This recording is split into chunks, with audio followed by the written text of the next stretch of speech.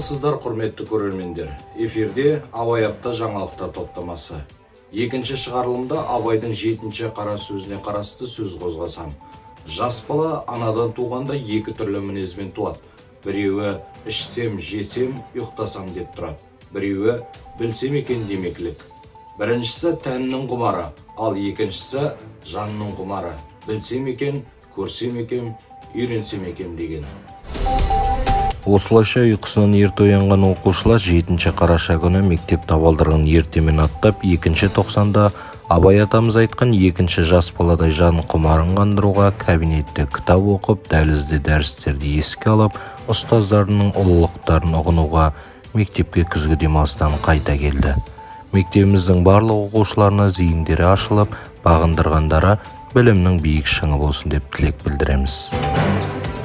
Алғашқы шығарылымда айтқан Маңғыстау облысының білім басқармасының Жаңаөзен қаласы бойынша білім бөлімінің іс-шаралар жоспарына сәйкес өткен мектебіміздің 5-6 сынып оқушылары арасындағы пәндік олимпиададан орын алған оқушыларды мектеп директорының оқу ісі жөніндегі орынбасары Мұханова Тоты жеткізген қызы құттықтау сөзін айтып, мектеп акт залында дипломдармен марапаттады.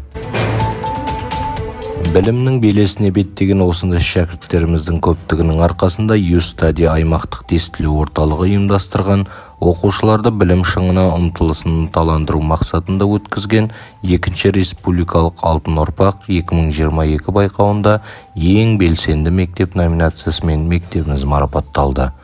Мектеп басшысы Нугаева Зина Орысбайқызы өзі басқарған ұжымда Ақтөбе қаласынан жолданған кубок пен мадақтаманы марапаттап, құттықтап, мектепке табыстады.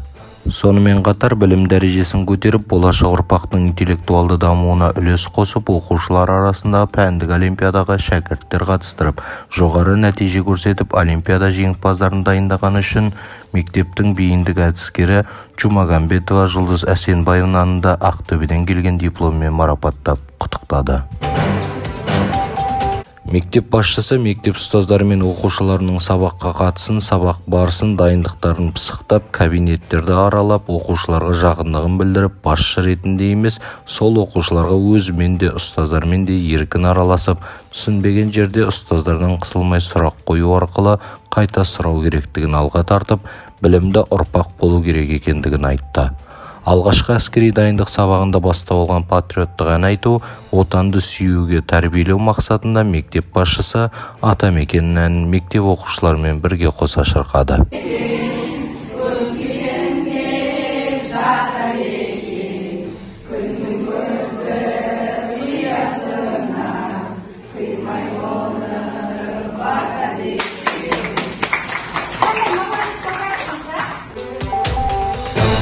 Мектебімізде 2 күнге жалғасқан 10-11 қараша күндері стритбол мен баскетболдан қалалық жарысы өтті. Бұл жарыс дене тәрбиесі пәнінен мектеп директорының кубогы тігілген алғашқы қалалық жарыстардың бірі болды. Мектебімізге дене тәрбиесі пәнінен ардагер ұстаздарымыз Тәжіқұлов Зұлпықар ағайымыз бен Мейірова Майра апайымыз шақырылды.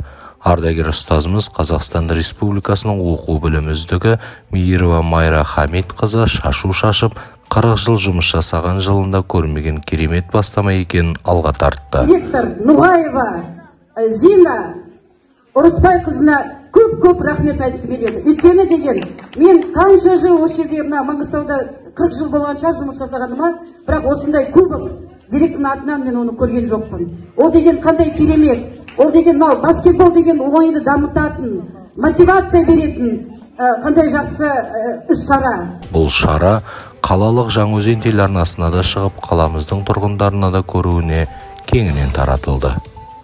Абай Құнанбаев атындағы номері 19-шы жалпы білім беретін мектепте баскетбол мен стритболдан қалалық сайыс өтті. Бұл спорттық шара мектеп директоры Зина Ноғаеваның кубогына байланысты ұйымдастырылды. Спорттық сайыстың ашылу салтанаты номері 19-шы мектептің мәжіліс залында өтті. Білім ордасының талантты оқушылары өнер көрсетті. Содан кейін мектеп директоры шараның мақсатына тоқталып, кубок туралы әңгімеледі. Жарысқа қонақ ретінде келген ардагер ұстаздарға алғысын білдірді. Бұл жердегі мақсаты бұқаралық спортты дамыту. Балдардың арасында осы Маңғыстау облысының, қалай берді Қазақстанның спортын дамытуға үлесін қосатын дарынды балаларымызды үлкен биіктікке жетектеу, мектеп қабырғасынан бастап жетектеу, және қала мектептеріндегі балалар менен, және спортқа осыларды баулып жүрген ұстаздардың бірлігін ары қарай дамыту мақсатында бір-бірімізге осындай қонаққа барып, үйлесімді жұмыс жасауға септігі тиеді деген үмітпен бүгінгі мынау енді үлкен атауы болмаса да кішігірім кубогымызды осы бүгін бәйгеге тігіп отырмыз. Жарыстың ашылу салтанатында ардагер ұстаздар да тілектерін білдірді. Олар спорттық шараға қолдау білдірген мектеп директорының еңбегін ерекше атап өтті.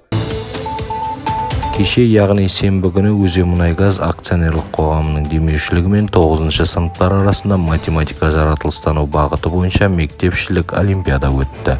Математика, физика, информатика, химия, биология, география осы аталған 6 пәннен барлығы 71 оқушы қатысып, ішінен жоғары ұпай алған әр пәннен 2 оқушы қалалық олимпиадаға жолдамалады. 7 күннің жаршысы болған Абай апта жаңалықтар топтамасы осымен аяқталды. Келесі жексенбіде жүздескенше сау, саламатта болыңыздар.